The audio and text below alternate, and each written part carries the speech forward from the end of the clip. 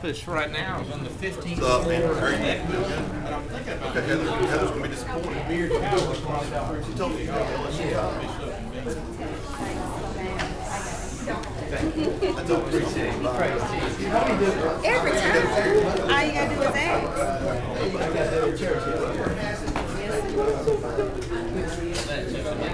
You do it all, don't you?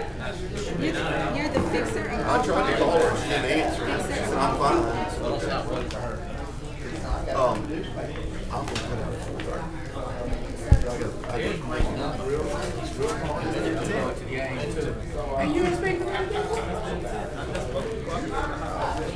It's still here. I don't know. I don't know. She's second round. Oh, second round. I don't know that I've ever seen her.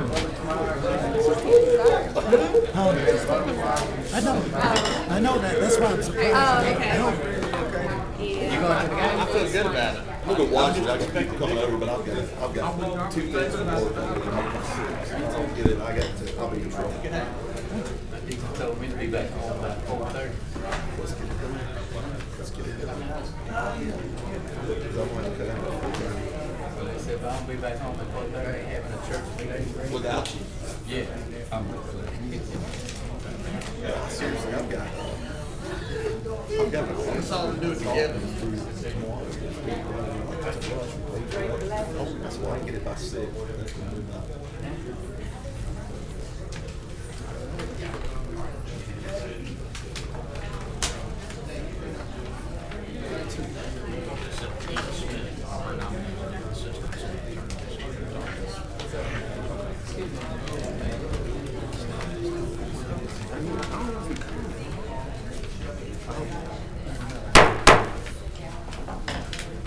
The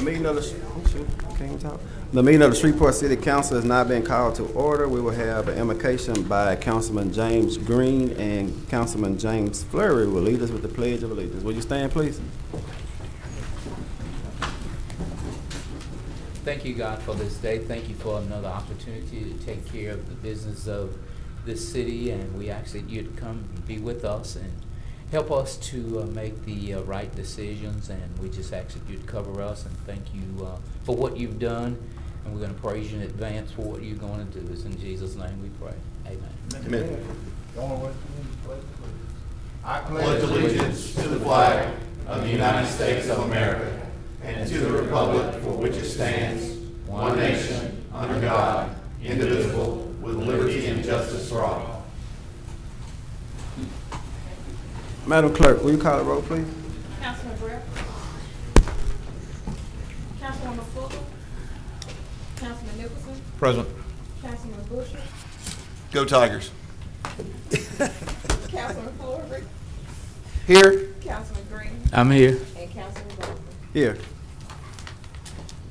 Tomorrow we entertain a motion for the minutes from the special meeting that was held on December 16th and the administrative conference that was held on Thursday, December 19th. Does any council member have any awards or recognitions at this time? Mr. Chairman, I see Scott Martinez in the audience. Just want to welcome him and his assistant. Is there anything you'd like to say today, Mr. Martinez? Yeah, I'll just make a few comments.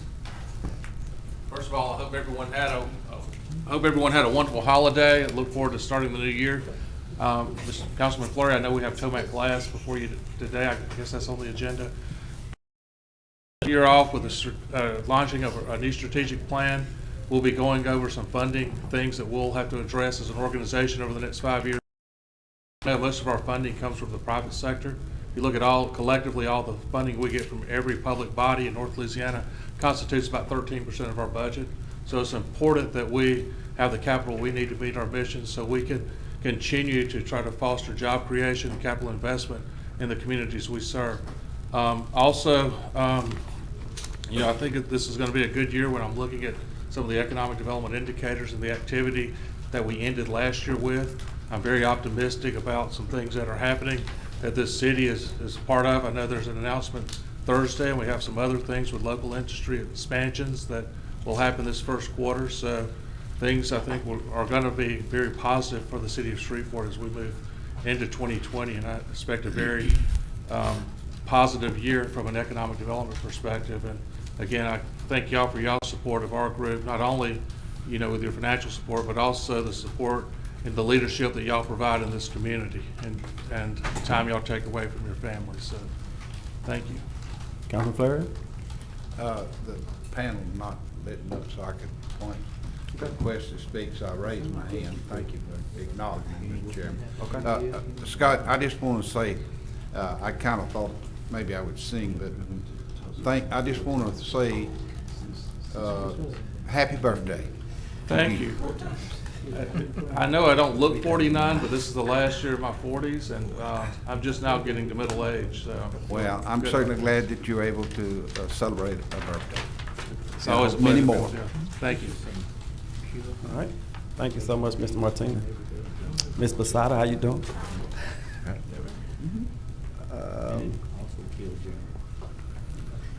Councilman, well, I was gonna ask, but I guess not. Maybe not. Ms. Jones, anything from administration? No, sir, not at this time. Okay. I know that we do we have some members out in the audience who are up for appointments or anything today? Yes, sir. Okay. I have one. Want to call them up now? Would that be good? If that's okay. Okay. I'll defer to you guys. Okay. Please. Ms. Scott, can you come forward, please? Get that over with. Members of council, I'd like to introduce you to Ms. Thea Scott. She is on for confirmation as an assistant city attorney working here at Government Plaza. I believe her resume was distributed to you all. As you know, Danielle has moved on to bigger and better things, i.e. City Council. And so while finding a replacement for her is quite the task, I believe Ms. Scott would certainly be the one up for it. One of the assignments that I would plan to assign her to would be to facilitate and represent council.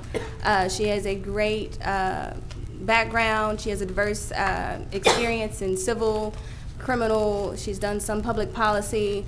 She's done some transactional. She's done a lot in 6 years, and so I'd ask that you ask whatever questions you may, and then strongly ask you to consider her for confirmation. Anyone have any? I'm sorry, Councilman Nichols. Hey, Ms. Scott, welcome. Well, thank you. I understand it's not the reason you're here, but you have a little bit of family lineage in city government. I do, In the city yes, of sir. Shreveport, so tell your mother hello I will do for that. all of us, please. Tell us a little bit about your background, what you've done since you finished law school. Okay. Again, my name is Thea R. Scott. I was raised here in Shreveport, graduate of C.E. Bard High School, class of 2004. Went on to attend Louisiana State University in Baton Rouge, Louisiana. Graduated from there in 2008. Ultimately obtained my law degree from Southern University Law Center in Baton Rouge. Went on to practice at firms in both the New Orleans and the Baton Rouge areas. Some focus on criminal defense work, but primarily in the area of general civil litigation. Decided that Shreveport has always been home, made the decision to relocate, and since returning, I've maintained a private practice, as well as simultaneously working as a contract attorney for my previous law firm in Baton Rouge.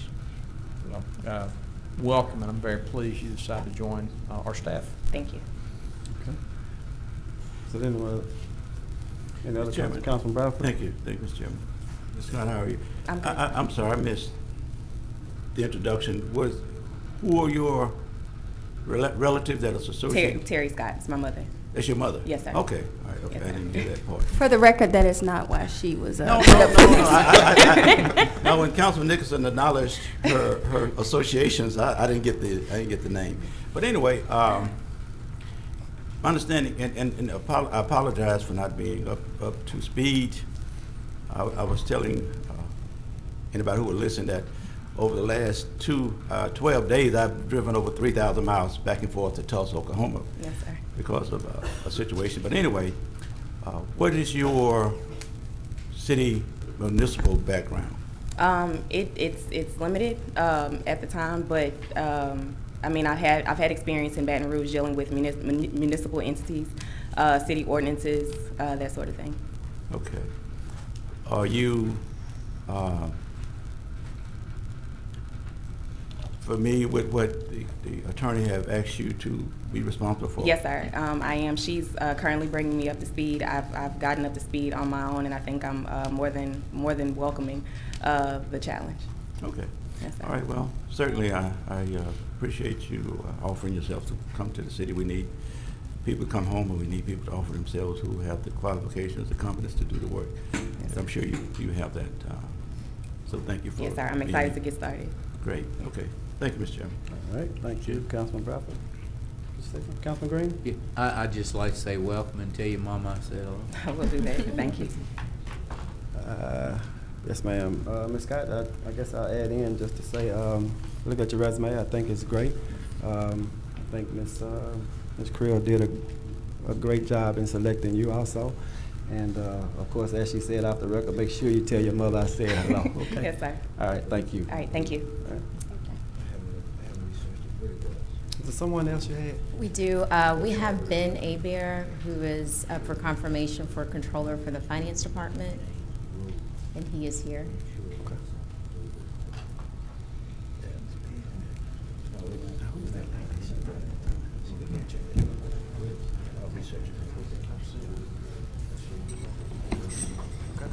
Good afternoon. Afternoon.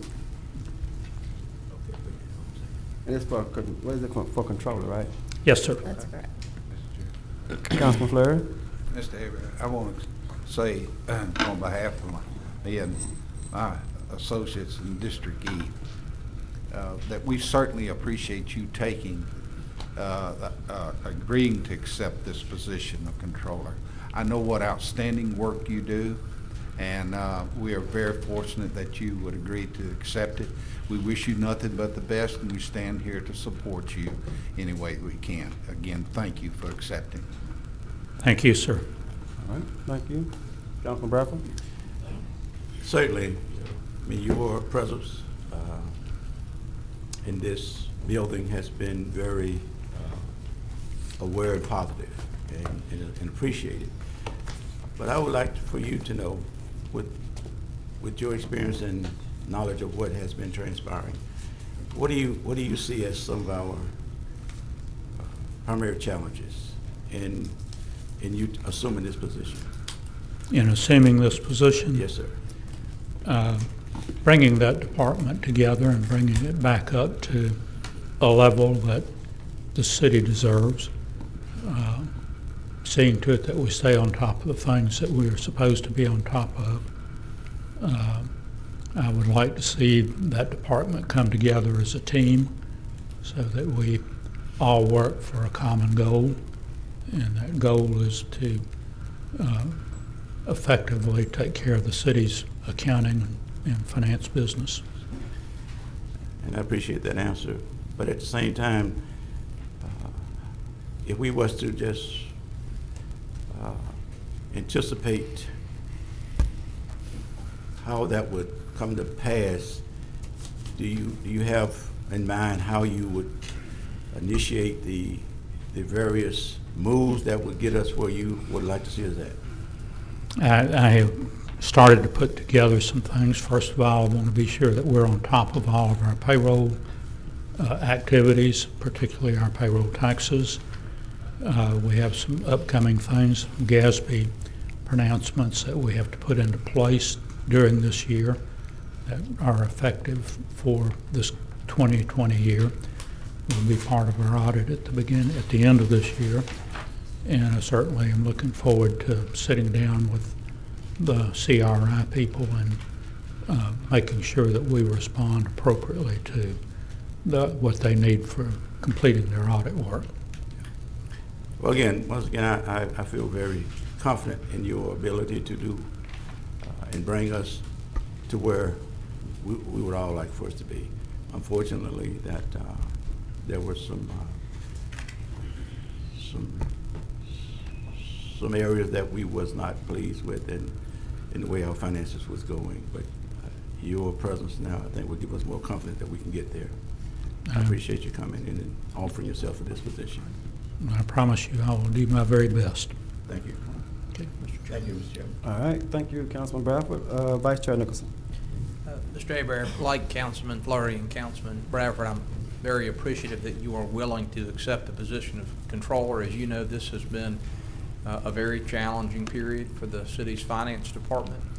You've alluded to some of these problems in your remarks, but as we all know, the external auditor's report for 2018 disclosed what I've characterized here and elsewhere as systemic failures of the finance department to fulfill its function. I know you are committed to addressing those failures. I certainly hope that we never again receive an external auditor's report or any other report indicating we failed to do things like file payroll tax forms on time, pay taxes on time, and meet other basic financial obligations that the city has to its citizens. I also hope that you will focus, along with the Chief Administrative Officer, Ms. Jones, on ensuring that we have developed and implemented appropriate written policies and procedures for all the things that the employees of the Finance Department need to do for the city of Shreveport. It was concerning and surprising, I think, everybody up here to receive a report indicating that we didn't have written policies and procedures for basically anything so far as the external auditor could ascertain. So thank you for all the good work you've done at internal audit for a number of years for the city. Thank you for being willing to accept what I anticipate will be a very challenging assignment, and know that in my capacity as a member of the council, I'm committed to providing you whatever support you need to discharge your obligations to the city. Thank you, sir. All right. Well, just real quick, Mr. Abear, thank you. I appreciate you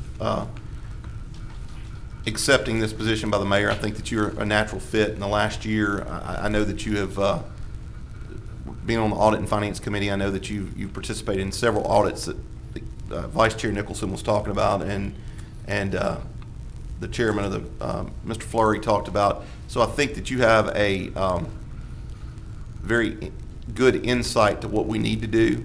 And I'm hoping with your experience that you know the problems, that you can implement some things very quickly to make sure we aren't in a position. I just can't imagine us being late on payroll taxes and things like that. So I hope that as soon as you get into that position, if you're not already planning some things, we won't have to worry about that this year. I plan for you to not worry. Good. Makes me feel better. Okay. Thank you. You're welcome. All right. Thank you so much for your willingness to serve. I appreciate you. Thank you. All right. Ms. Jones? I believe there are others. Is there anyone here present for confirmation for the Human Relations Commission? If you can come up, please.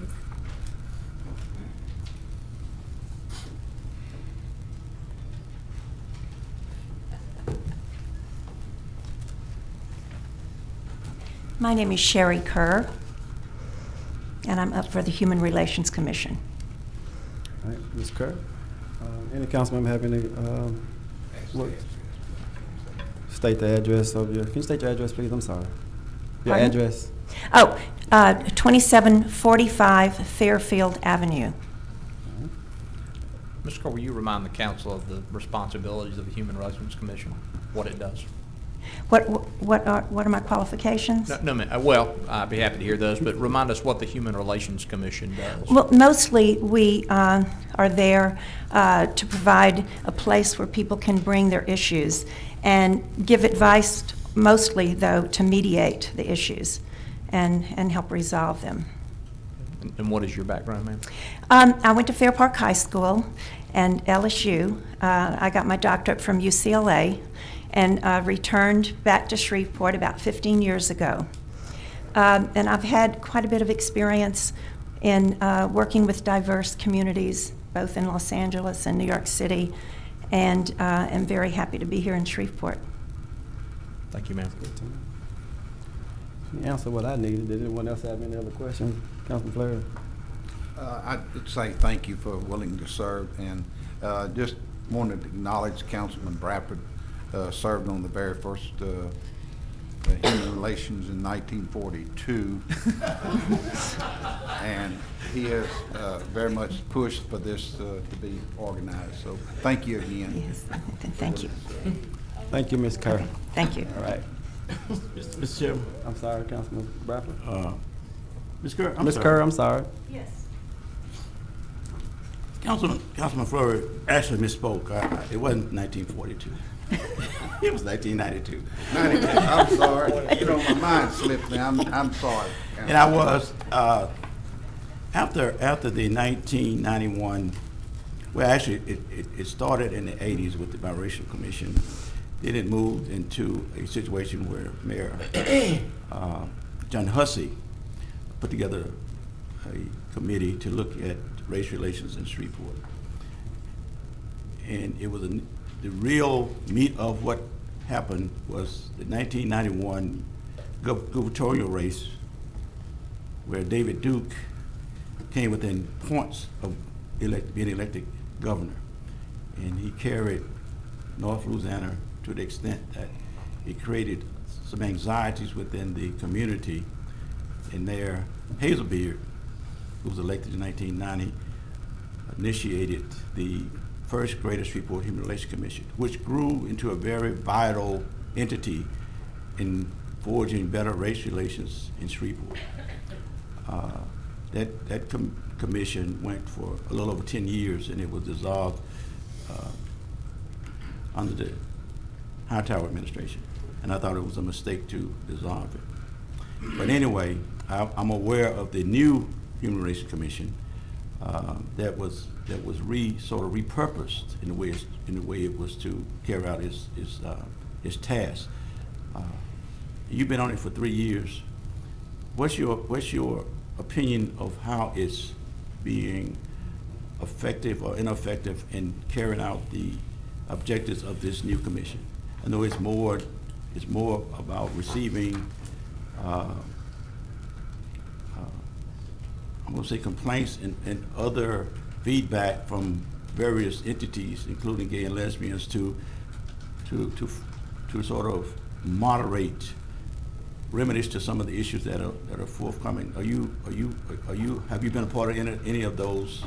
Yeah, I think our major challenge, we have a very caring, strong, experienced committee. Okay. And so I'm very confident of this committee and the research that's being done. What our challenge is really getting the word out that we exist. Okay. So that people know what we do. So that's something that we're really going to work on this time, is to let people know they do have a commission that they can come to. Good. Because we don't get that many people coming to us right now. Yeah, I seek that was the case. I mean, the New Orleans Commission, there's a lot more. They've expanded. They do a lot more. They see a lot more people. So we sort of look to them, and we're hoping that we can play a bigger part. Do you see now the mayor has initiated a new commission, that is Commission on Race. Applicants are now applying to be a part of that commission. It would be more specific in dealing with race relations, more so than the Human Relations Commission. Do you see the Human Relations Commission playing a role in forging better race relations in Shreveport? I do, yes. Okay. We would like to play a bigger part. Okay. Absolutely. So I said that because I really want to reach out to you. And on a personal note, I see, and again, I was a part of the first Human Relations Commission, was part of the Biracial Commission, and that was 30 years ago. Mm-hmm. And I see race relations worse now than they were 30 years ago. I really do. And I think if we don't come together and be very proactive and very progressive in forging better race relations, I could see this city falling into a city that everybody have heard of, that would put us on a path of almost disaster if we don't do things to make this city better. Well, I would really like to talk to you more about this. Okay, and we can do that, but I wanted to reach out to the commission, right, to look at how the new commission on race and the Shreveport Human Relations Commission could work together and do some of the things that, and I have the whole playbook on the first Human Relations Commission that we had a executive director, we had a youth council, we had all the entities that I thought would have maintained Shreveport in a very positive light. So I want to share those, and I would set up a meeting. Who is the president of that commission? Adrian Pritchard. Pritchard is. Yes. Okay. And I'll find out when y'all meeting, and I would ask that she would allow me to come and make a presentation to the commission, and with any other council member that wants to join me, I would appreciate that as well. Thank you so much. And thank you for your commitment to doing great things for Shreveport. Thank you. Thank you again. Mr. Chair. All right. Councilman Green, I'm sorry, Ms. Kerr. Ms. Kerr? I'm sorry. They want you to get some exercise. I just wanted to ask, is there anything on the horizon with your committee to basically one day have a setting whereas we do real talk about racism? Because most situations we cover it, but just to have real talk as to the basic issues about how racism could be covered, but to just bring it out in the open and just have some real talk conversations about racism. We need to see if that's within our, within our. Oh, I'm sorry. I didn't know. If it's not in you all's deal, then maybe. Yeah, we need to explore that, and we've been talking about that, to see really, truly, if that's within our jurisdiction to actually spearhead some of those things. Because we're qualified to do that, and we would like to. Yes. And I think that will be on our next agenda meeting topic. Okay. Well, if, I'd like to be a part of that. If you all are open to basically just have a conversation, real talk. Thank you, Mr. Chair. All right. Thank you. This time. Thank you. Okay. All right. Ms. Jones, anyone else? Do we have anyone else here for the Human Relations Commission? Anyone here for the Historical Preservation Commission? Mr. Chairman, Mr. Richard Hunter, who is here for Senior Risk Manager, is not here today, so we would like to ask the council to postpone, and then we can revisit his appointment at the next meeting. Okay. Is there anyone here for the Shreveport Implementation and Redevelopment Authority Board? Okay, I think that's all we have, Mr. Chairman. All right. And is Mr. Sorry? I'm sorry. We have a few that are under the clerk's report, so if you all would like to consider those now, we do have Gary Norman here. That's fine with me. Director of Finance, Gary Norman. Hmm? Director of Public Works. Director of Public Works. Public He could be Works. Finance too. Good afternoon. Mr. Norman, how you doing? I'm doing great. Good. Now, does this have to, can we vote on this today, or does it have to No. wait over? It has to wait. No, but you can, very often you will interview the appointees. All right. So we have to, But that's up to the council. No, that's fine. Okay. What, I didn't hear me. We can interview it, but it has to lay over. We And don't have I'm to, fine. if we suspend the rules tomorrow, we can. Well, I mean, confirm not it. today is what I'm But saying. Not today. Right. but tomorrow you can suspend the rules And confirm it. okay. Well, I can go first. I think I interview Mr. Norman almost every day, every other day if not. So I just want to say I appreciate you and your patience and your knowledge and your willingness to help me understand some of the things that I probably didn't understand, that you're working through with me and having the patience to do that. So I appreciate that. Well, thank you, sir. Okay. I'll just comment, Mr. Chairman, that as we all know, Mr. Norman is smart and professional, effective, very well qualified for the position for which he's been nominated. I'll be delighted to vote to confirm him. Thank you. Mr. Chairman. Councilman Butcher. Mr. Norman, thank you.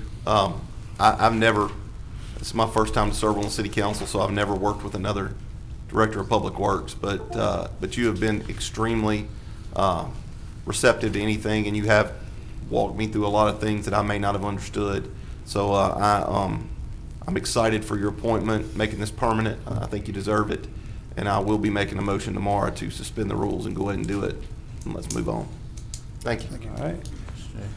Councilman Green? I yield to Councilman. Were you, your hand up? Okay, I'm I sorry. yield to you. Go ahead.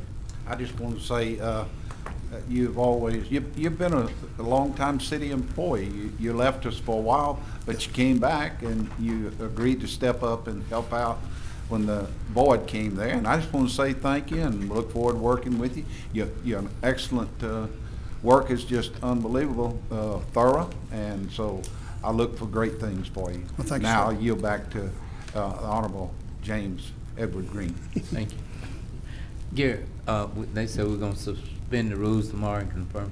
The 1,000 things that I've asked you to do, have you completed all of them? Yes, sir. Thank you, Gary. Thank you, Gary. I mean, you've been a jewel. Thank you very much. All right. Thank you, Mr. Chair. Yes, sir. Councilman Bradford? Mr. Chairman, whereas some of you may not have worked with Gary in the past or knew him, I think I've been doing it for over 10 years, and we've became familiar with each other, and I could say unequivocally that I'm proud that now he's being recommended and will be confirmed as the Director of Public Works. I think his department has been a bright spot in some spots that has not been so bright over the last few years. And I know that where you are as it relates to your awareness of what needs to happen to even make this city in the area in which you would be responsible better. And I look forward to working with you and helping you get where you need to go. Thank You haven't been shy about your work and holding people accountable. And I want you to feel comfortable now that you got the support of this council in whatever you do. I know that you got the support of the mayor, confidence of the mayor. But resource-wise, if you see something that you need, let this council know. Don't be hesitant. If we can help you, we want to help you. Yeah, I've got a list right here. You got a list? They Well, always keep a let's- list. let's- Don't ask that let's- question. Let's submit them through the proper channels, okay? Thank you, Thank sir. you so much. All right. Councilman Green? Mr. Gary, did you get that deal to clean the ditches out? Is that on your list? Yes, sir. Okay. All right. Thank Mr. you, Chairman. Yes, sir. To expand on my comments, 2 motions will be necessary. One to add it to the agenda and the other to suspend the rules. I added. Okay. No. All right. Thank you, Mr. Norman, again. Appreciate you. Thank you. I just want you to know I do appreciate the consideration. I thank CAO and the mayor for putting me up for the position and y'all's consideration for it. And I want you to know it's a good opportunity for me, but I also see it more as an awesome responsibility, and I'll take my job very seriously, and we're going to work very hard within the resources we've got, and I think it's going to take all of us working together to get where we want to get. All right. Thank you, sir. Thanks, sir. All right. Ms. Jones, any other business, ma'am? None at this time. At this time, okay. That's it. All right. Anyone have anything relative to property standards? Anything for Mr. Harris for property standards? Seeing, thank you. And we got what we needed. We got what we needed from Ms. Jones. We got what we needed from Ms. Creel on bond forfeitures. Ms. Jones, is there any legislation to be added for tomorrow? Mr. Chairman, Sorry. we have one that we inadvertently left off the agenda. Okay. It's a resolution to recognize Corporal LeBrian Marston and his K-9 Casper for their efforts in capturing a suspect wanted for the murder of a Texas deputy sheriff. So Ms. Fuller will be asking you to allow her to put that on the agenda and to recognize him tomorrow. All right. And we have the following request to speak. Mr. John Settle.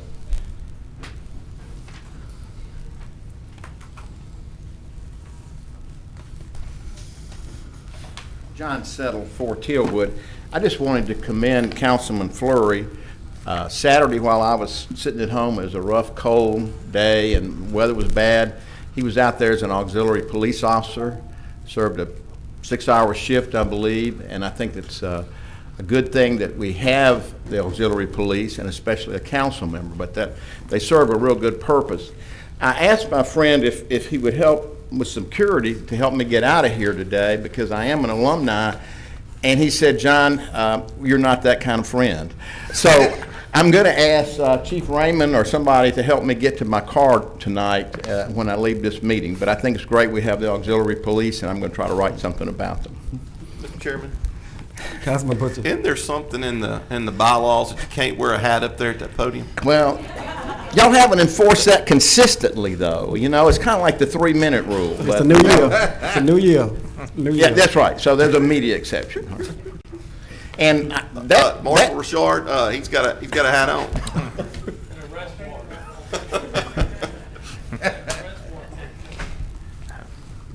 Mr. Bill Weiner.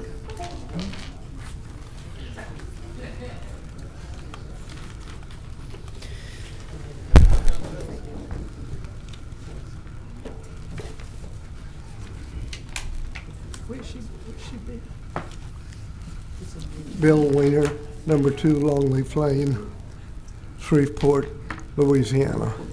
I just wanted, no, I'm not using that. No, that tomorrow. I find a little problem with your procedures. Tomorrow's meetings, the main meeting, you have the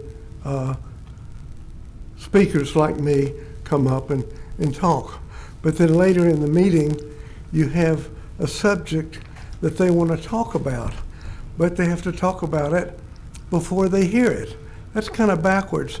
And I want to ask you to reconsider maybe moving or letting the public speak after a presentation is made, because they can't really speak before they hear it. That's basically what I wanted to mention. Thank you. Any questions? Thank you, Mr. Winter. Mr. Kingcraft.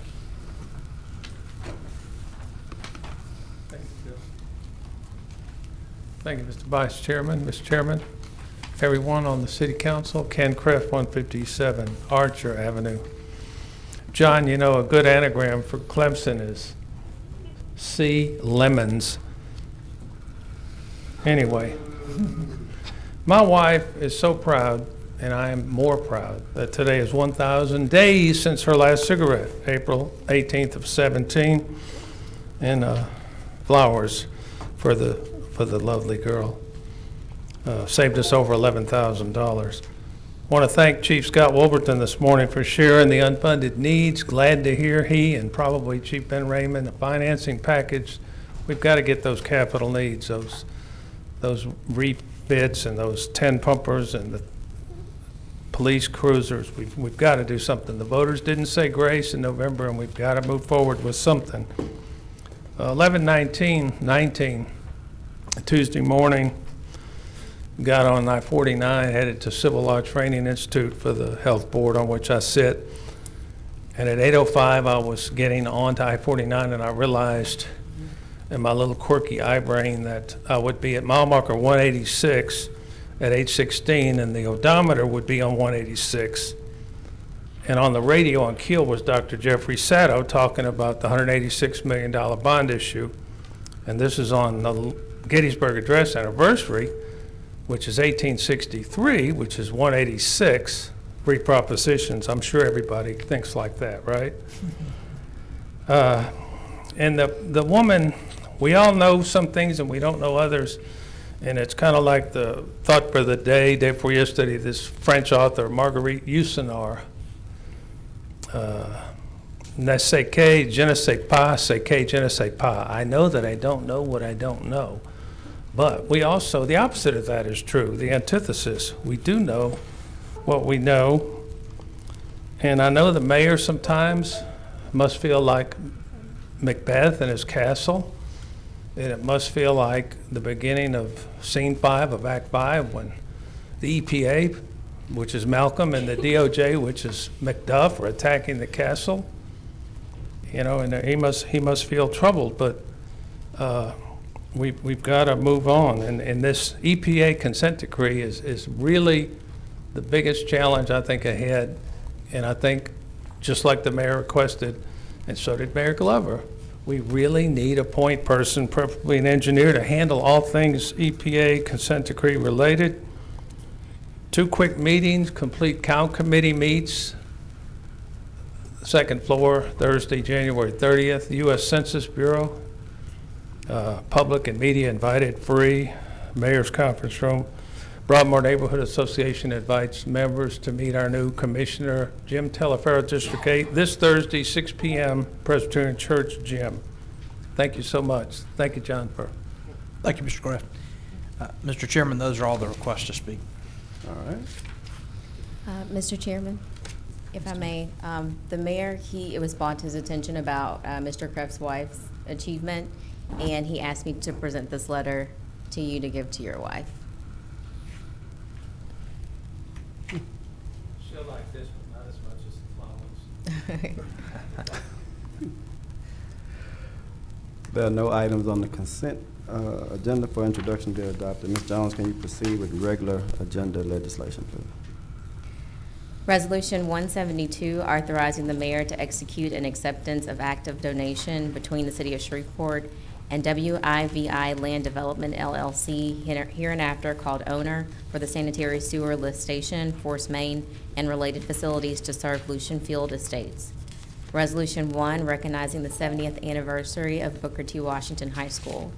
Resolution 2, a resolution whereby the mayor is making recommendation to the City Council for its approval regarding the amount and type of various insurance premiums, and to authorize the mayor to execute a payment for those for the purpose of binding insurance.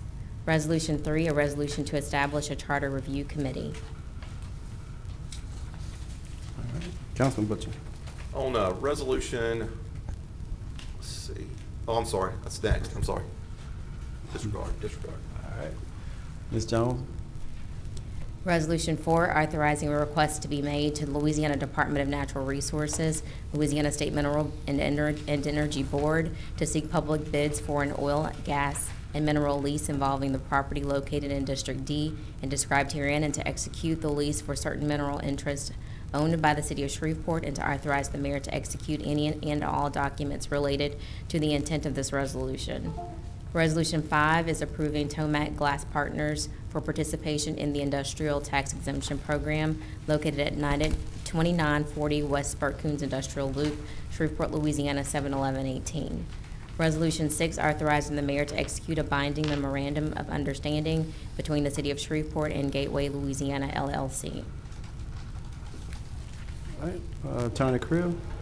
Yes, sir. With regard to Resolution 6, I'm going to ask the members of the council to refrain from commenting, as the city has been served with a petition with regard to that matter on the agenda. All right.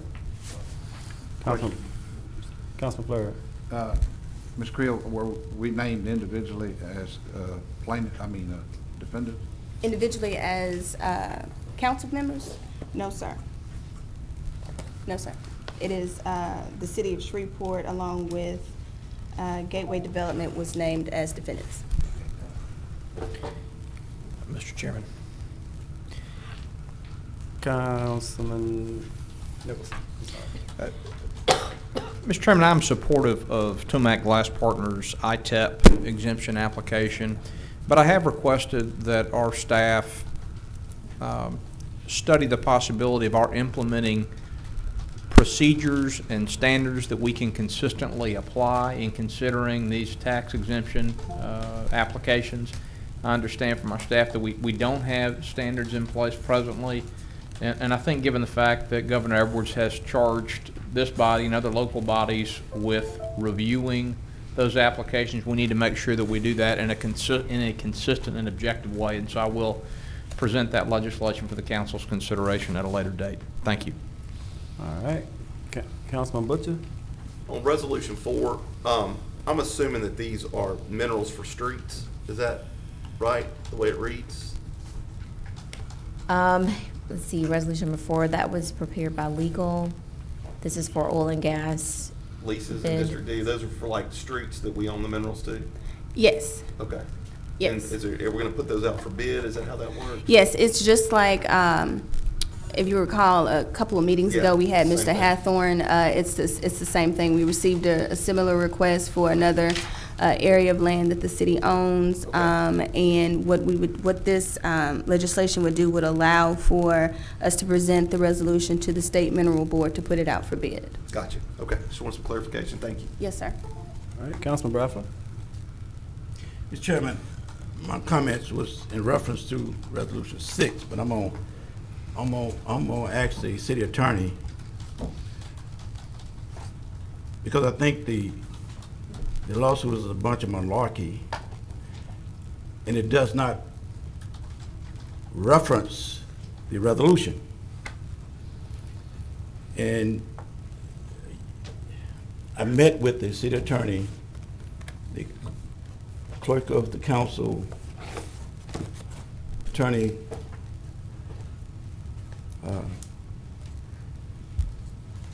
Danielle 4 times. And that's not even including the text messages and phone calls, because we want to be very careful in how this resolution was worded, to not obligate the city in any way, but rather to ask the mayor to go into a good faith effort, negotiating the possibilities of something happening. And City Attorney, I don't understand if the lawsuit is not even referencing the actual resolution, you feel that we should not comment on it because of the lawsuit. Is that, do you understand it? Yes, sir. The petition does reference the resolution. Now, I don't think it references the current resolution that is currently posted, but again, it is all still subject to litigation that I was served with today, and I would ask that all members of council refrain from discussing it. Okay. All right, Mr. Chairman, I'm gonna concur with the city attorney in this effort, but I will be writing an article, because I'm sick and tired of situations where we can move this city forward. We get resistance. If you, I mean, listen, I don't know where this legislation would go. I have no idea where this legislation would go. But all I know is that in the city of Shreveport, we have not had a crane downtown Shreveport putting up any major projects. The unemployment rate in Shreveport is in double figures. The poverty rate is close to 60%. And yet, we don't seem open to the possibility or the aggressive approach of anybody who's willing to bring economic development in the city. And that's why we are where we are now. You have too. You've gotten emails, you've gotten text messages from a bunch of people opposing there's nothing in this resolution that says we're gonna give away anything. We not gonna give away no property, we're not gonna give away no resources, no money. All this say is that we'll go into a good faith, instruct them to go into a good faith conversation. Now, all I'm saying is that all of this resistance that we've been getting, nobody is offering an alternative to how we're gonna create a stimulus of economic growth in Shreveport. There's none. This city has been abandoned by those entities that was put in place to help generate research and initiate economic development. I've been sitting on this council for 4 years now, 5 years, and not one crane has appeared in Shreveport. No major development, high unemployment, high poverty, 60% black poor city, and yet there's nobody coming forth saying we want to help this city. Somebody come along and say we want to try to help this city, and then we get resistance because everything that has been said and emailed to us is malarkey, it's misguided. I got an email the other day saying Willie Bradford, Willie Bradford gonna run for mayor. The same type of crap that creates a misguided perception in this city about where we are as a city. And I tell you, and I've said it time and time again, that we see things not as they are, we see things as we are. I see this city from where I think it's a reality, but because I'm using the Alice report, I'm using reality that there is no economic development in this city. Crime is high, shootings every night, idleness. Some of you see the city from some Southern Loop perspective. Some of us see it from other perspective. But I'm telling you, in the inner city of Shreveport, we are in dire need of economic development. I'm going to challenge this council, because we can't wait for the next council, that we start thinking out of the box, that we start seeing this city like the city really is, that it is a majority black city that's poor and unemployment and poverty is high, and we need to put together a plan to help solve that and address that. We can't be divided in this anymore. It's not going back. We're not going to make Shreveport great again by trying to hold on to what is not. We're not going to do that. This council, I will challenge you. This may not be the thing, the one, but we cannot put up resistance and opposition to anything and everything that may seem to be progressive in this city. I sent to some of the people who emailed me, I sent them a scripture. And I said, why should we sit here till we die? This may not be it, but why? In the reference of that scripture says that 4 lepers were sitting outside the gate, starving. And they said to one another, why sit here? If we sit here, we're going to die. If we go inside the gate, we may die. But in everything, there's risk. There's risk. But the reason I put that scripture in there is because once they went inside the gate to find food and find a degree of comfort, the fear that they had to go inside the gate was not there. It was the fear of the unknown. Somebody once said that the only thing we have to fear is fear itself. And I keep hearing from a sector of Shreveport is, we can't do this, we got to wait. And Martin Luther King wrote a letter from the Birmingham jail stating his interaction with the power structure, the elected officials of Birmingham, when they told him, King, this is not the time. Let's wait. Just wait. Everything's going to get better, and we're going to wait. Everything, the unemployment is going to get better. The conditions of this city is going to get better, but this ain't the time to worry about that. And King said, anytime you hear people saying wait, it usually means never. We ain't gonna never do this. And I'm telling you, you won't, not now, not tomorrow, 5 or 10 years from now, you're gonna have a city, and it has been expressed by the United Way,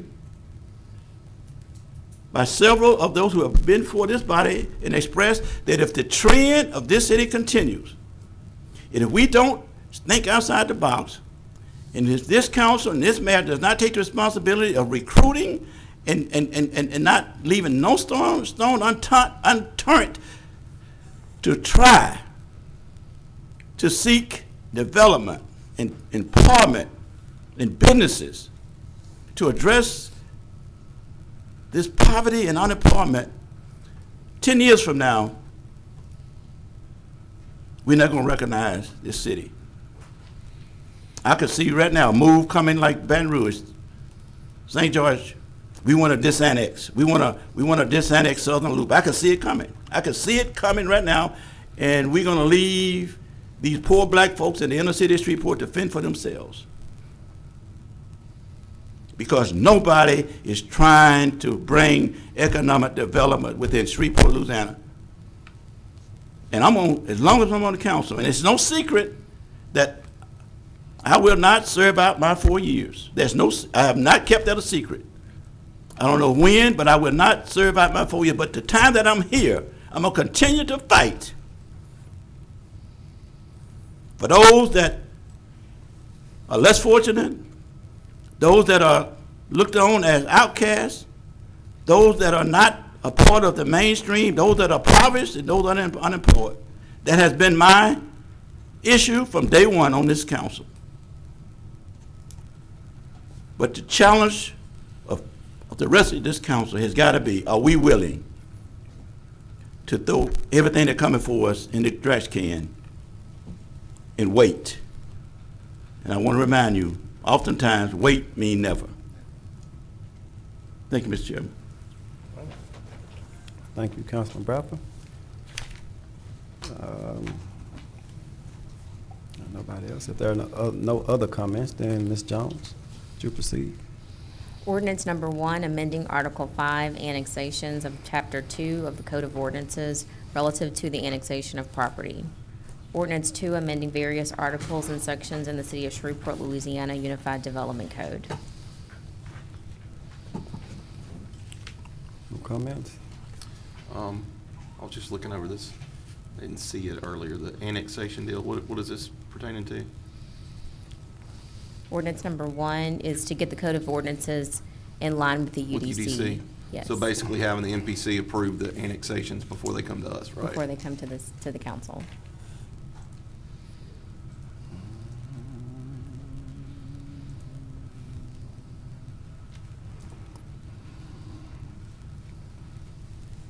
That's it. Okay. That's it. Yeah, I'm sorry. Ms. Jones, ordinance in second passing, I'm sorry. Ordinance 161 is amending Chapter 10, Article 4, Division 2, Section 10-175 of the Code of Ordinances regarding hours of operation for a retail dealer of alcohol, non-downtown zoning districts. Ordinance 189, closing and abandoning an alley in the Coltzer's subdivision of Tile 20, Shreveport in Section 37. Ordinance 190 is amending Chapter 78, Section 123 of the Code of Ordinances concerning facilities servitude over city-owned property. Ordinance 191 is amending various articles and sections of the City of Shreveport, Louisiana Development Code. Ordinance 192 is amending various articles and sections of the City of Shreveport, Louisiana Unified Development Code. Ordinance 193, zoning case number 19-441C, an ordinance to amend the official zoning map of the City of Shreveport Unified Development Code by rezoning property located on the east corner of Pickett Street and Fairfield Avenue, Shreveport, Caddo Parish, Louisiana, from RUC Urban Core Residential District to C3 General Commercial District.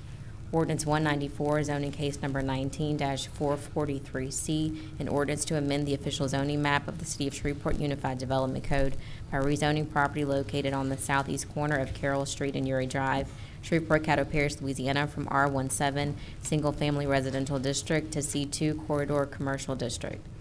Ordinance 195 is zoning case number 19-444C, an ordinance to amend the official zoning map of the City of Shreveport UDC by rezoning property located on the north side of Burcoon's Industrial Loop, approximately 925 feet east of Kingston Road intersection, Shreveport, Caddo Parish, Louisiana, from C2 Corridor Commercial District to C4 Heavy Commercial District. Mr. Chairman. Councilman Nicholson. Mr. Chairman, ordinance 161, if adopted, will require liquor stores to remain closed between 12 a.m. and 7 a.m. 7 days a week. That is not as significant a change as I initially proposed, but it is one that I believe has the support of the majority of the council, and no members of industry have expressed opposition either, so I'm hopeful that we can move forward with that legislation and adopt it tomorrow. Thank you. All right. Councilman Green. Yes, sir. Mr. Chair, Councilman Nicholson, on 161. Yes, sir. With everything and with a fair playing field, would you be in agreement that the liquor store, Bernie Woods, black liquor store, would it go back to the MPC so that they would look at it again so that everybody would be on a playing field versus these would be playing on a level playing field, but his store would still be like we normally handle stores like what his. So would there be any objection if we would ask them to reconsider his application, and since we're at this point, and that we would put everybody on a playing level field? Councilman Green, as I've expressed to you and to the entire council, if the decision were mine alone, I would require liquor stores to close at 9 p.m. citywide. I think that's an appropriate balance between convenience and public safety, but despite my best efforts, I have been unable to convince a majority of the council to join me in that legislation. The 9 p.m. close time for the liquor store you're referencing was a condition of the issuance of a special use permit, which was required because the owner wanted to put a store on a residence or on property that immediately abuts a private residence. I think that's an appropriate restriction, and I will say for the record that I will support that same restriction on any liquor store that comes before the council that abuts residential property. And should the council or a majority of the members decide between now and tomorrow that they would like to support me in closing liquor stores at 9 p.m. citywide, I'm still willing to do that. Because I do think we should be fair to everybody. Right. No, I'm not saying close them all. I'm just saying that normally, and here again, we just had the human relations person up, and we were talking about race relationship. Normally, when it's something black, we normally have certain restrictions and certain whatever. And I just think that since we're doing this, that the day ought to pass, that everybody ought to be on the same level path. I'm not saying close them at 9. Here again, once you close them at whatever this time is, what will it accomplish? It's not, and I gave you my word that I was going to vote for it, so I'm going to vote for it. But on the other hand, you say we close the liquor stores, but you can still go to a restaurant, you still can go to a bar, get as drunk as you want. It's not like because we close this, drinking is going to stop. It's just that they can go to Bowes or go wherever else to get their stuff.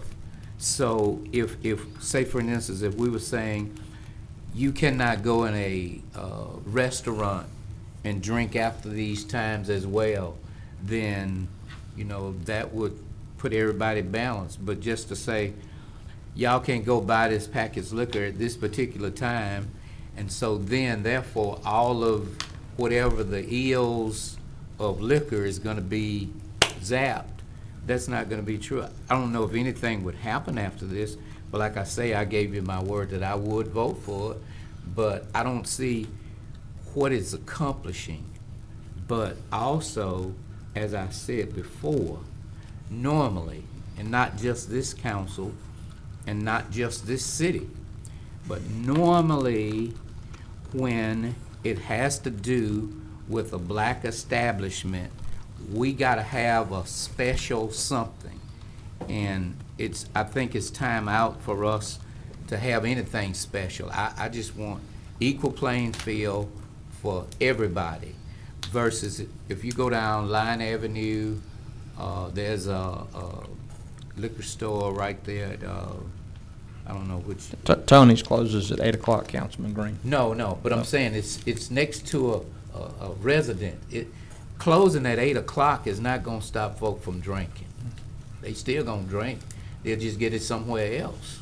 They'll go to the restaurant, because if you go to the shopping center on Piermont over at right there, Piermont's not Superior, because they drink there all night and all day. And don't know police even go down Line Avenue, because they know they can go there and drink.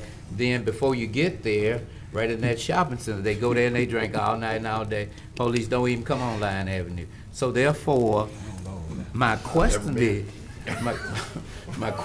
is, drinking is not gonna stop, because like I say, if this, what I see is, if you putting something up, then we're avoiding, like for instance, you put a signal light to avoid an accident. So my question is, Cause over in my district, I got liquor store, they, in the morning at 2 o'clock, they be waiting for them to open. And that's still gonna remain. All in my area, it's not going to help my area at all, my district at all. They be there day, they be there night, they be there whatever. In fact, they even got accounts set up that even if you don't have the money, you can go there and put it on the account. When your check come, then you pay it. That's So, unfortunate. I don't know if it's unfortunate or not, but I'm just telling you the facts as to how it is. It's just real life. One day, I'd just like for you to go through my area and see what we're up against in my district. You know, here again, these stores that we're talking about, they're in nice areas, they're nice whatever, and everybody's nice and everything is cold. I would like to just show you some real life that this deal right here won't even come close to even identifying with.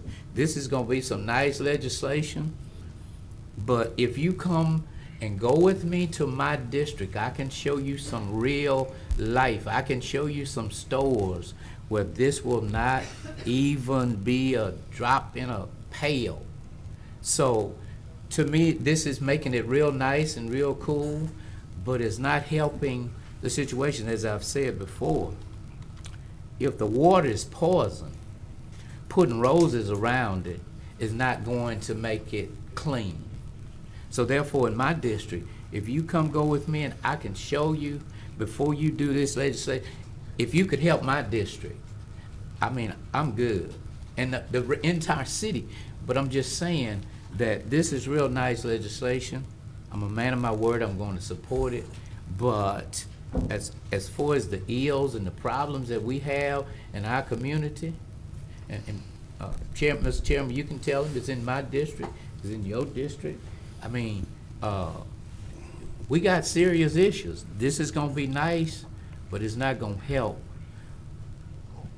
the blood in the dust. Thank you, Mr. Chair. All right. Councilman Bradford? Two things, Mr. Chairman. The first one is that I will not support the amendment of 161 for this reason. There was, the change was not initiated because of an issue that we felt was dangerous or advantageous to the city. It was initiated because it was felt that we should close all liquor stores at 9 o'clock. And if the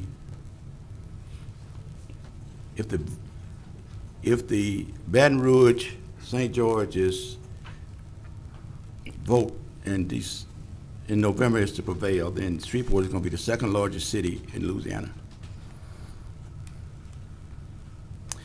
And I don't see us going back to the days where all the liquor sales was in Bolger after a certain time and on Sundays. But I especially became compelled to not support it after the last meeting coming up to the holidays. It was postponed for no other reason than to allow liquor sales to exist through New Year's. And my position is, if we are that conscientious of postponing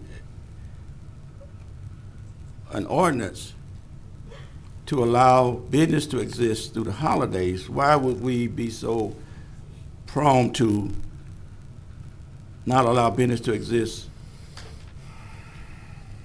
during the hours that they now exist and prohibit them and allow the sales to go somewhere else? I think there's a little inconsistency in how we govern in that aspect. But I want to speak on, and I need to ask Mr. Clark. Now, 191,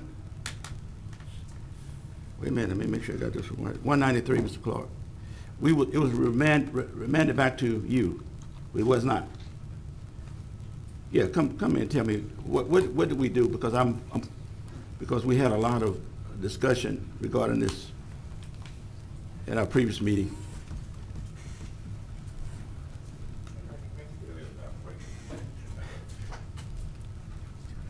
Give me an update on this legislation. This gentleman had 2 applications. Okay. This is the second application that was presented to the MPC board. You remanded the first application back to the MPC board, which will be coming back to you. Okay, this is not the one? No, sir. Okay. And the difference in the two was what? There's really no difference. The reality of the situation is the gentleman has no desire for a recommendation to come from the MPC board or the city council to enact on anything than what he's applied for, and that's the C3 zoning, and he's already served us with legal actions concerning the previous, and he didn't even attend the hearing to hear the discussion on the previous application that was remanded back. Now, it was after the meeting. I don't know if you recall, in the meeting, I asked the gentleman, did he own that property? And he said he did. Yes, sir. And I found out that that wasn't the case. Is that true? What can you tell me about the ownership of that property? We found that some of the property that is owned by him. And it is owned by him? Yes, sir. Okay. All right. All right. Thank you, Mr. Columbus. All right. Councilman Butcher? Back to the liquor store issue.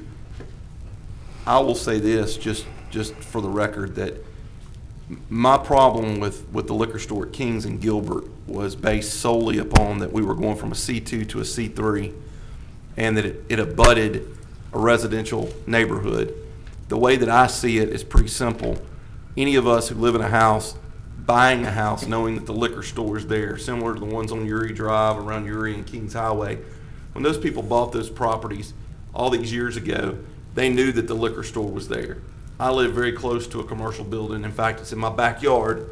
I bought the house knowing that the commercial building was there. I didn't realize that at 7:30 on Saturday morning they would be emptying their dumpster and waking me up every Saturday morning, but I knew it when I bought the property that I was subject to that. I will say this, and I will make this promise to you, Councilman Green and Councilman Bradford, that I do see your districts. I do 40 appraisals a month from Southern Trace to MLK to Carl Terrace. I go all around the city and I see what goes on in your districts. I will make this promise to y'all that as long as I'm on this council and we have a zoning issue that comes up that is a alcohol related business that will be selling hard liquor, I will make this promise. If it abuts to an R1, I'm voting no. Or I would put the same exact restrictions that we put on Mr. Woods. I feel like that the restrictions we put on Mr. Woods is not due to his color. I feel like that it's due to the nature of the business, the through traffic that would be coming through there, and the citizens that abut that property. And when I say abut, I'm talking about my fence would be here, the liquor store is there. So I will make this promise to you. It has absolutely nothing to do with color. I wouldn't, if Thrifty Liquor wanted to open up one that abutted an R1, I'm going to be a no vote. So, and I hate to put Thrifty on the spot like that, but if any other liquor store, let's say ABC Liquor comes in here and decides to open up, I would be a no vote regardless, because I feel like that the people bought that house knowing that it was C2. They didn't anticipate it being C3. It's much like the rock crushing that we dealt with over on Midway. A lot of those people didn't. I tried to stop that too, Councilman. A lot of those people didn't necessarily understand what was going on there, but I just feel like that us changing zoning, we need to be very sensitive to the residents that live close to it. So I'll make that vow to y'all that I don't care if it's in Country Club, MLK, Southern Trace, Long Lake. I'm still going to vote that way if we have a packaged liquor store selling high content liquor abutting to a neighborhood. Thank you, Mr. Chairman. All right, Councilman Bradford. I yield. Councilman Green. Mr. Chair, and I understand exactly what you say, but as I've said before, when the cow gets out the gate, it's too late to close it then. I agree with you to a certain extent. My question what I was thinking that when Councilman Nicholson was putting this together, that it was going to assist in my district as well, not just for, like for instance, there's some stores in my district that this will not apply to them. They still will be able to stay open as long as they want to, because they're not a liquor store, they're a grocery store. They're grocery stores who sells the same thing. So therefore, you know, the liquor store, I don't have any. I got grocery stores that sell liquor. So therefore, this doesn't apply to them. They can still just go right on business just like it been all the time. But over here, there will be a difference. You know, you won't have that traffic, you won't have that whatever. But I can take you through my district right now, and the traffic is there from can't see it in the morning to can't see it at night. But this doesn't help. I was under the impression that whatever legislation was gonna come was gonna help my district and help districts like mine. But this doesn't help it. And so therefore, yes, sir. I had a question. So you actually have, and this goes all the way back to this physical separation issue that we haven't been talking about. You actually have grocery stores in your district that are selling hard liquor. Every one of them. C-stores, they call them convenience stores. Convenience stores. Well, Every one of them. They're not supposed to be. Is that, Chief? Is that? Yeah, now they're selling gasoline and some other products. I have to look at the individual stores. I think they were grandfathered. Oh, they were grandfathered in back. Okay. Chief, he said my grandfather got him in. What'd you say? Chief, come up a minute. Come up a minute. They said something about my grandfather. I don't know what Art said. And Chief, I'm not. I want to understand it because I agree with Councilman Green 100%. I didn't realize that there were these small stores in your neighborhoods that were actually still selling liquor. But if they were grandfathered in, then I guess they are. We generally grandfather any legislation in that doesn't affect a business that operated under particular pretenses up to that day it passed. So. But they would actually have to have owned that business for, because this It would have law to be changed. the same ownership, that'd be, or at least the same license, have to be the same license. No, none of the stores in my district are owned by the owner before. What happened is, these folk come in my district, they have suitcases of money and they buy it outright, and everybody goes and live into the sunset. And that's just how it's been, sir. I think we probably need to do some research on this. My recollection is, and it could be wrong, is that if they don't go out of business. Right, then they still Then they remain continue. under the same license. So in my district, you got stores that was owned by whoever, and I'm not calling any names, because that wouldn't be right. But all they do is they just bring a suitcase of money, and they go under the same deal, and they stay open, and they sell whatever they want to, as long as they want to. Mr. Chairman. All right, Councilman Lucas. Well, Councilman Green, I appreciate your calling this to my attention. I didn't know that there were stores like the ones you're describing in your district. Yes, sir.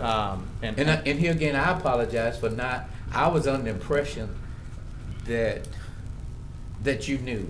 Well, I think what we should do is, my legislation modifies an existing law that concerns when stores that sell as their primary commodity alcohol can stay open.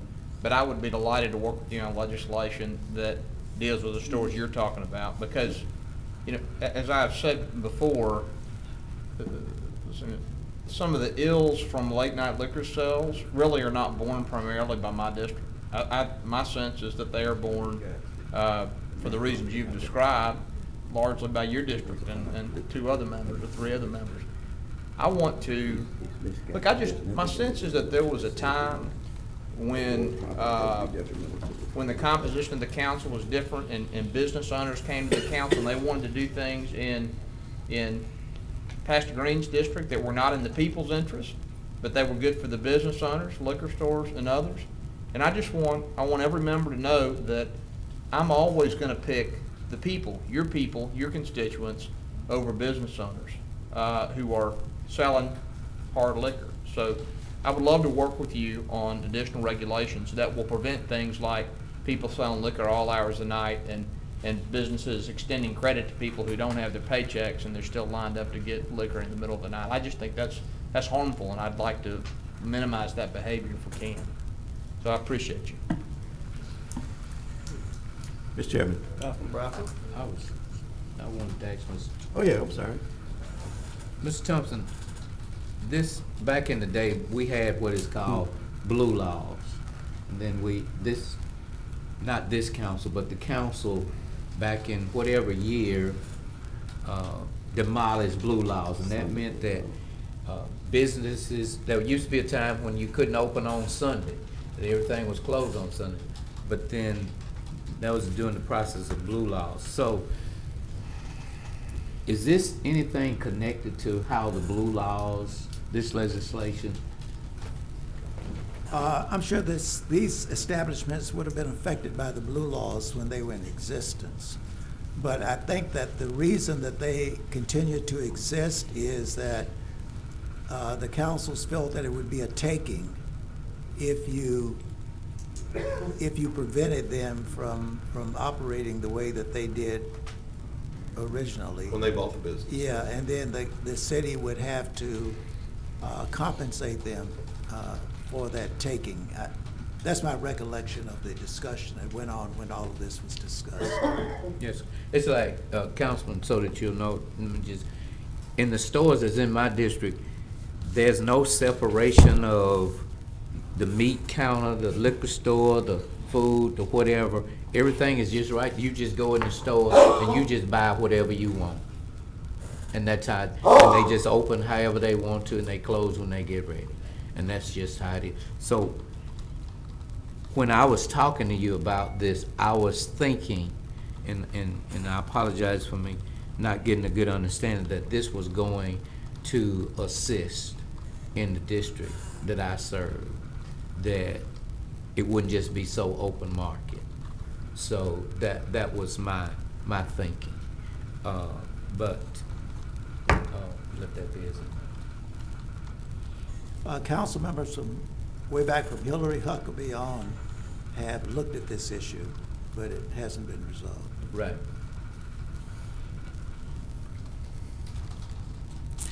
So, Mr. Chairman, may I speak? Yes, Councilman Bradford, I'm sorry. Thank you, Mr. Chairman. I want to be clear that in 1991, we created the Queensboro Neighborhood Association, and I became the president. And for the last 29 years, there's not been a new liquor store, a new liquor outlet in Queensboro. I am not pro-liquor. There has not been a new liquor outlet, a new liquor store put in my district since I've been elected to the Shreveport City Council. Not one. I've been compromised, or tried to be compromised to allow support liquor stores. Now, I'm going back to this. Unfortunately, I'm going back to this, what Councilman Green said. There's only one liquor store in Shreveport, Louisiana, that is owned by an African American, and that's Lake Shore Liquor.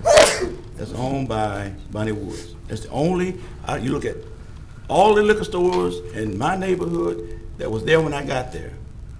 In my district, that was there when I got there. No new liquor store has been put in my district or in my neighborhood in 30 years. The only time I supported a liquor store was when I supported Bonnie Woods, and I supported Bonnie Woods for this reason. And you heard this before. On my first 4 years on the council, there was 3 applications for liquor stores to be put in neighborhoods, and all of them happened to be black neighborhoods. And the council supported those liquor stores in opposition of the council person from that district. Is that right, Jerry? And in spite of the strong opposition from those residents, the previous council approved the application of liquor stores being put in those neighborhoods. But when Bonnie Woods put in an application, those same council members opposed that liquor store. And I said it was hypocrisy. You allow liquor store to be put in black neighborhoods, but you wouldn't support a liquor store being put on Kings Highway in Gilbert. And I asked the question, was that because Bonnie Woods was a black man? And that's why I supported it. And as soon as it passed, here come lawsuits, which have tied this man up in court for over 2.5 years. Because again, the message is, you know, we're gonna make you spend money. We're gonna do what we want to do to make sure you don't prevail. So I hate to say, which again, I work in a very diverse environment. I say I can't be one person on my day job because I have subordinates that are black and white, and I have to apply myself as very fair and do what's right for everybody. But the attitude of those that paraded down here and kept us here till 8 o'clock that night, making a case on why Bonnie Wood should not have a liquor store, I voted along a racial line because I said, let what's good for the goose is good for the gander.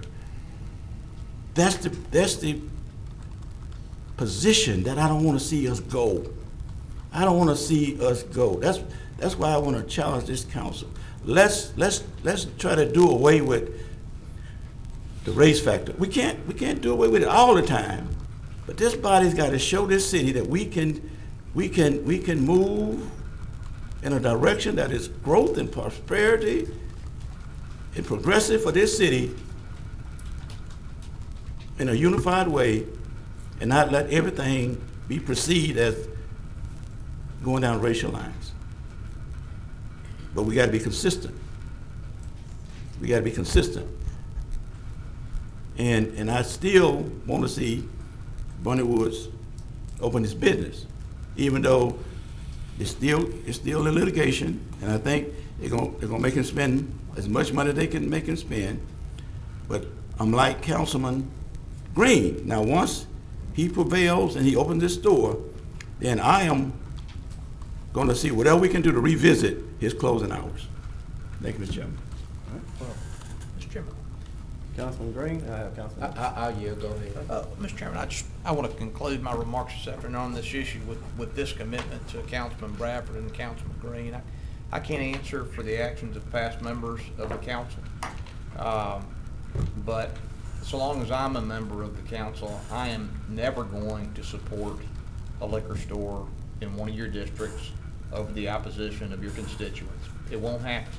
So if in the past that has been a problem, it's not going to be with me. Okay, so I hope that we will not again on future liquor store applications have to have a conversation like this one, because I'm not going to do anything other than what I think is best for the constituents of your district, just like I have for the constituents of mine. Thank you. Yep, Councilman, I appreciate that. And you're a man of your word, and I feel comfortable in you agreeing and doing what you just mentioned. But I want not limit it to liquor stores. My position in this council and challenging us is regardless of the issue, let's look beyond race and let's try to do what's right. That's what I'm asking, okay? And that's what we got to do in the next 3 years. Okay. Thank you. I agree with you, and I will say that I have never and I will never take or refrain from taking any action based on the color of anybody's skin. Thank you, sir. Won't do that. Councilman Green. Yes, sir. Like I said, with the store that Bernie Woods is opening up, we got it so fixed that it can't even look like a liquor store. They want him to do something to the sidewalks. They want him to do all kind. It has to be complete. There would not be another liquor store in this city and a lot of other cities that look like his, because it can't even look like that. But as I said, again, Councilman Nicholson, I appreciate what you're saying. And at this point in time, I'm sure that there will not be another liquor store opening in my district. But when you and I were talking in the back, and I was telling you about my district and whatever, I was thinking that this particular legislation that you were talking about would reflect what was happening. They got big signs up that say liquor store, but they also sell groceries and they sell whatever else they want to sell. So this would be nice legislation for you all's district, but my district, like normal, will remain the same. And I understand the problem that as long as whatever, that won't happen. But I was thinking that this legislation would bring me some help. And as you said, Councilman Butcher, you go through the whole city. So I don't know if you knew what I just said, but it's there. It's plain day. All you gotta do is just go in the store, and it's just right there. So whereas one area will be nice and pretty and everything look nice, then this won't help me. This won't help us. This just there, and it just don't make you. It doesn't make you have a good feeling. You know, it still make you feel like unequal, and that's just not a good feeling. But I appreciate the nice, kind words. You know, that's nice. You know, nice is just nice, but it doesn't do anything. Nice, just nice.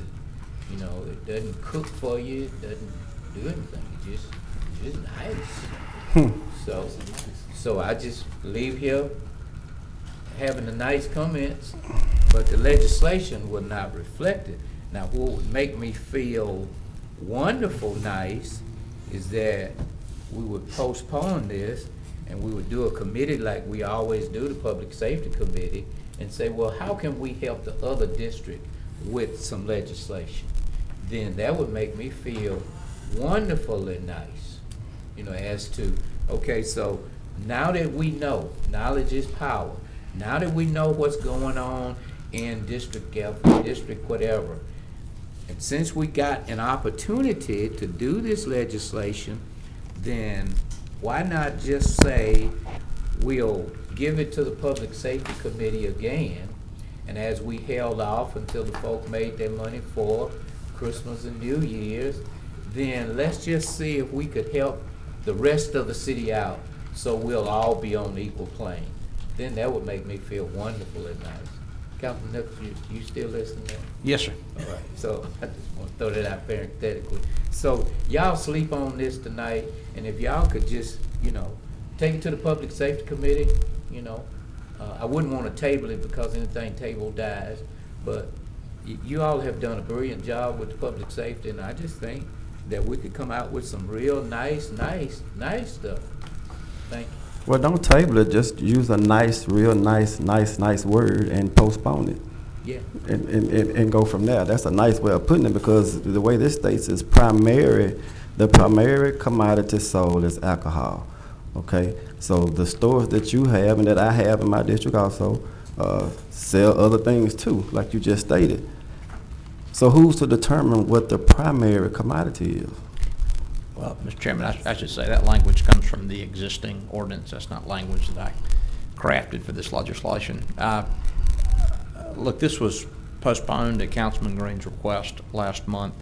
I would prefer that we have an up or down vote on this legislation, and if it fails, that's fine. But I think this has been on the agenda long enough. My only problem is, one is I believe in consistency, and I was raised up by my grandparents, and she said, your word is your bond. I've given you my word, but as I said, I was thinking it was going to come out different, so I got to vote for it. So, because of my word. So that's basically where I am. I'm tied into it because of my word, but my expression is out of frustration that it's not helping the whole city. It's helping a portion, and basically. Yeah. Thank you, Mr. Well, you ain't say when you was gonna vote on it, you just said you will vote on it, so it don't have to be tomorrow. So let me say that, and I'm saying it because I'm still against it, and I'll go with Councilman Bradford on that. I can't close certain stores down in the communities because they are these I have mom and pop stores in my community and they sell alcohol. I'm not saying it's I still don't know who can count and say what's the primary commodity of what they're selling in their store. So I'm in limbo, and I would keep selling stuff because I don't know. So, Mr. Chairman, Councilman, could an amendment be offered that if it's over a certain percentage of alcohol, is that too? I think that would be cumbersome to enforce, and I certainly hear the chief's view on that, but I don't know how the police chief or his officers would decide whether somebody was selling a particular percentage of alcohol. I mean, I'll be honest, I understand where everybody's coming from on both sides. I, as well, had given Councilman Nicholson my word that I would vote for this because I do understand where he's coming from on the restrictions on the time. But I also see, and now that Councilman Green has brought this up, that there are some issues that maybe we need to look into. So, and Chief, I was going to ask you, you think maybe tomorrow that Cisco might be here? Yeah, we can bring Sergeant Cisco, and I believe the way that we generally enforce it is based on the license that is issued. For example, a Class A retail permit means that you sell more food than alcohol. So our enforcement will be upon the permit that you're issued. And I would assume, and hate to assume things, that's proven through tax records that the majority of your income is coming from the sale of food versus the sale of liquor or alcohol. That you'd have to prove that on an annual basis. But from an enforcement perspective, we're going to go based on what your retail license says. Okay, thank you. Mr. Chair. And actually, Chief, since nobody from the city is in there when you give your receipts and whatever, you can actually give them whatever you want to give them, and they don't have any other recourse as to is it true or false. They just basically taking their word. Yeah, certainly people rely on taxes, I'm sure. Yes, sir. Thank you, Chief. And Councilman Butcher, you've made me feel a whole lot better. Well, I hope you feel really, really, really good. I'm getting there. Nice. I'm getting there.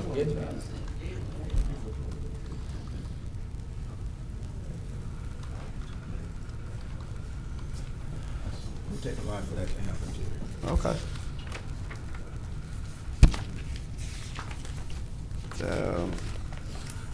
There's no other table agenda. Am I correct on that, Mr. I'm not Thompson? aware of any matter to be removed from the table. Okay. We have no property standards or ABO appeals today? We have no appeals. All right. There any reports from any boards or committees? Zero. Clerk's report, Mr. Thompson. We just have some additional appointments by the mayor. They are on your agenda. If you want me to read them, I can, but there they are. No, I think we're good. Mr. Chairman, I think we're good. Someone from the library board was here. You had an appointment from the library board? Oh, okay. I didn't want to overlook you. I saw you sitting there, and I knew she was from somewhere. It had to be somebody from the library board? An appointment for the library board, I believe. Are they here? She's right here. Hi, my name's Brittany Turner. I live at 938 Boulevard Street, Shreveport. And What's your zip code? 71104. Okay, thank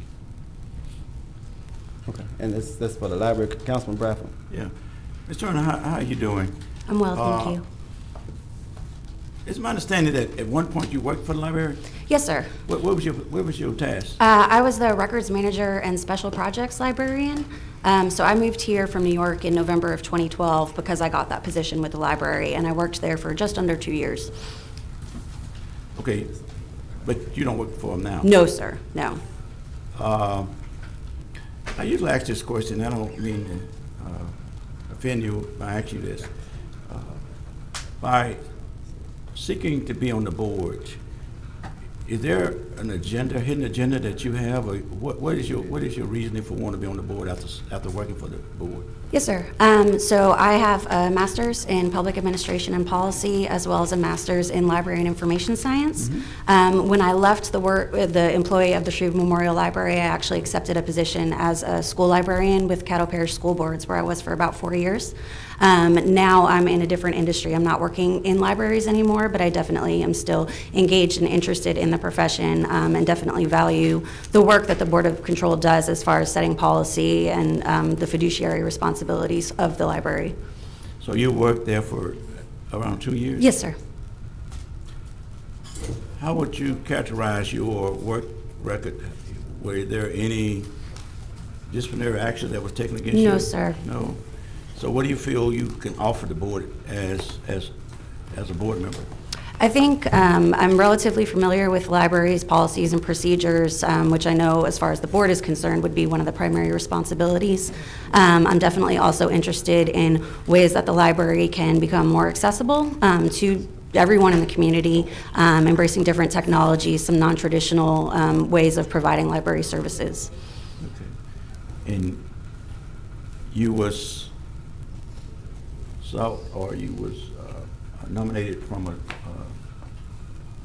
I guess, a list of candidates, or you, how did? I'm not sure how that process came about. So you saw the opening and you applied? Yes, sir. And then you was recommended? Yes, sir. Okay. All right, thank you very much. One question, Ms. Turner, hello. Were you ever reprimanded? No, sir. And how long did you say you worked there? It was about 2 years. Okay, Yes, sir. thank you. Ms. Turner, I'll just say, you seem, from my review of your resume and your remarks today, to be exceptionally well qualified to serve on the library board, and I certainly appreciate your willingness to do so. Thank you, sir. Thank you.